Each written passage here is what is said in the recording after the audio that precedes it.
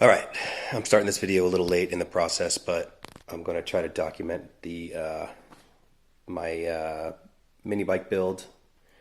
This is a Bearkat twister, which is an old, kind of in the style of a tote goat,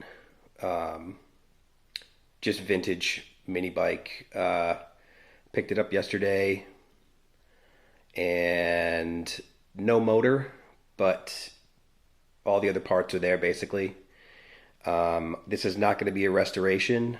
This will be more of just I'm just going to slap a motor in it, probably a Predator 212, and just rip it for a while. I'm going to keep all the original parts just in case down the road I want to restore it back to the original. The originals had Briggs and Stratton.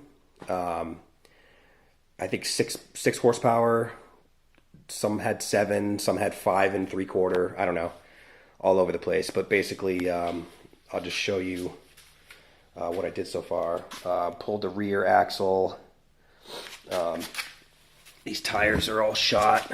From what I've read, the Bearkat twisters were kind of built around hill climbing, so super grippy back tire. It does have full suspension. It's got springs in the front, springs in the rear. It's got some weird like internal spring shock assembly. So I'm going to pull those probably next and just check on the springs, but it doesn't look like a big deal, just to make sure that everything's dialed in. This is obviously where the motor will go, and then it's got this kind of like a torque converter shaft back here.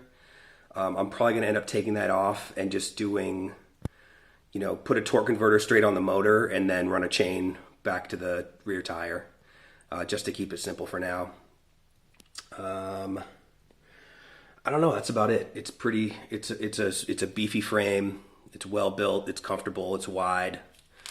I like it a lot. There's the front wheel. The tire I had to cut off because it's probably 30 years old.